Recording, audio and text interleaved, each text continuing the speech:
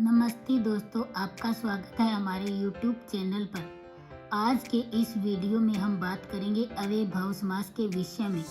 हम इस समास की परिभाषा, उदाहरण, सूत्र और अर्थ के बारे में विस्तार से जानेंगे। संस्कृत में अव्ययभाव समास को समझने के लिए वीडियो को अंत तक देखें। तो बिना किसी देरी से शुरू करते हैं। अव्ययभाव समास। तो अव्ययभाव समास में जिसमें पूर्व पदार्थ प्रधान हो, अव्ययभाव भाव है। जिसमें पूर्व पद प्रधान हो वो उसको हम क्या कहेंगे? अव्ययभाव समास कहेंगे। अव्यय का मतलब जो कभी खर्च न हो, जैसे सभी लिंगों में, सभी विभक्तियों में जो एक समान रहे उसे हम क्या बोलेंगे? अव्यय बोलेंगे। व्यय का मतलब जो खर्च हो और अव्यय का मतलब जो कभी खर्च न हो। अर्थात जिस समास में पूर्व पद का अर्थ प्रधान हो, और प्रधान मतलब मुख्य हो, तो उसे हम अव्ययभाव समास कहेंगे। इस समास में पूर्व पद प्रधान होता है। तो इसमें क्या है? पूर्व पद प्रधान रहेगा और जो पद है वो सभी अव्यय होंगे। मुख्य बात यह है कि इसमें जो सारे पद है वो अव्यय होंगे। जैसे राम शब्द का रूप है वो अब राम है, जो अव्यय नहीं है। मतलब राम अव्यय क्यों नहीं है? क्योंकि जिसका राम का रूप चलता है, जैसे राम रामो रामा।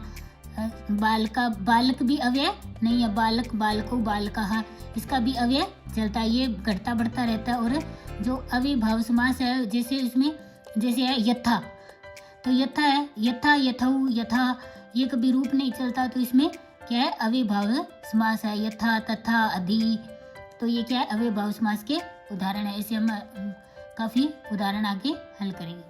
आगे मुख्य बिंदु मतलब अव्ययभाव समास होने पर समासिक पद अव्यय बन जाता है तथा नपुंसकलिंग एक वचन का प्रयोग किया जाता है। सब अव्ययभाव समास में समासिक पद जो अव्यय बन जाता है, यानी जो पूर्व पद है वो अपना दूसरे पद को भी अव्यय बना लेता है, तो इसे हम क्या अव्ययभाव समास हो जाएगा। और इसमें प्रथम पद प्रधान होता है।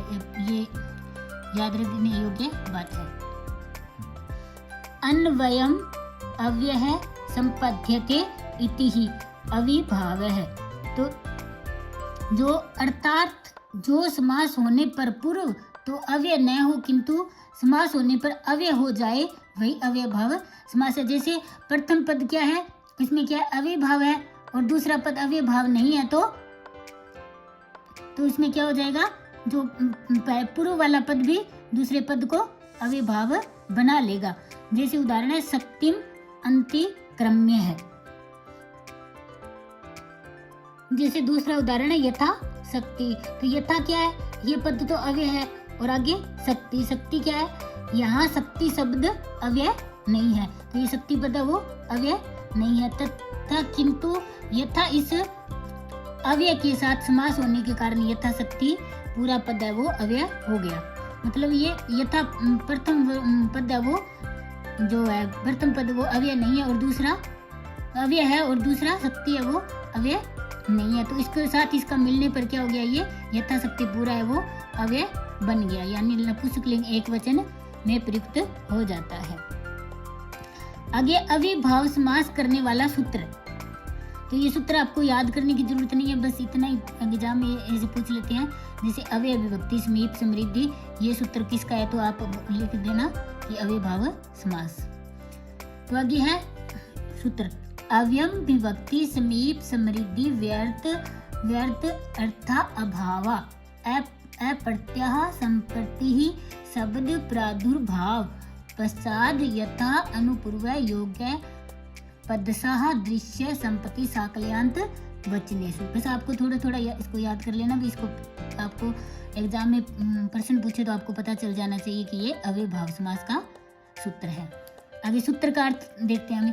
विभक्ति, समीप, समृद्धि, वृद्धि का अभाव यानी व्यर्थी, अर्थाभाव, अव्यय मतलब नष्ट होना, असंप्रति मतलब अव्यय युक्त न होना। आगे शब्द प्रादुर्भाव, शब्द और सादृश्य। पश्चात यथा, अनुपूर्व है, योग पद से मतलब एक साथ होना, सादृश्य मतलब समान, संपत्ति, साकल्यांत यानी संपूर्णता, और अंत में समाप्ति। अर्थों में विद्यमान अव्यय का समर्थ सुबंत पदों के साथ नित्य से समास होता है। तो इन सब पदों से जो है वो अव्ययभाव समास होगा। तो हम जैसे उस सूत्र में पढ़ा था अव्यय विभक्ति, तो अव्यय अव्यय का मतलब तो अव्ययभाव समास, और आगे है विभक्ति। विभक्ति के अर्थ को हम जानेंगे कि क्या इसके उदाहरण है विभक्ति के, और क्या इसमें जो ये विभक्ति के जो के कौन कौन से समस्त पद बनते हैं। तो विभक्ति के अर्थ में विद्यमान अव्यय पदों का समर्थ सुबंत पद, मतलब सुबंत का अर्थ पद के साथ अव्ययभाव समास होता है। जैसे इसमें समास विग्रह है कि हरऊ इति, तो क्या है हरऊ इति, ये कौन सा है, इसका क्या हो जाएगा अधि हरि, यानी हरि में। तो ये क्या है हरऊ पद है जो षष्ठी में आएगा, तो ये क्या है अधि हरि है, वो हरि पद है जो वो भी अव्यय हो जाएगा, तो क्या बन जाएगा अधि हरि, यानी हरि में। आ गया आत्मनि इति, तो क्या है इसमें जो क्या बन जाएगा अध्यात्मन है, तो इसमें क्या हो जाएगा आत्मा में। तो क्या है इति है वो तो क्या है अव्यय है, और आत्मनि वो षष्ठी विभक्ति में आ जाएगा, तो क्या हो जाएगा ये अध्यात्मन है आत्मा में। आ गया गोपी इति, तो क्या हो जाएगा अधि गोपम, अधि क्या है अव्यय पद है और गोपम भी अव्यय हो गया, तो क्या हो जाएगा इसमें गोप में। तो ये विभक्ति के 3-4 उदाहरण आप इनको याद कर सकते हो। आगे दूसरा है अव्यय विभक्ति, और आगे समीप। समीप अर्थ में हम विद्यमान उप, समीप अर्थ होगा तो उसका मतलब उप आदि अव्यय पदों का सुबंत के साथ अव्ययभाव समास होता है। तो इसमें क्या आएगा जैसे गंगाया समीपम, तो उप गंगम क्या बन जाएगा उप गंगम, तो क्या हो जाएगा गंगा नदी के समीप।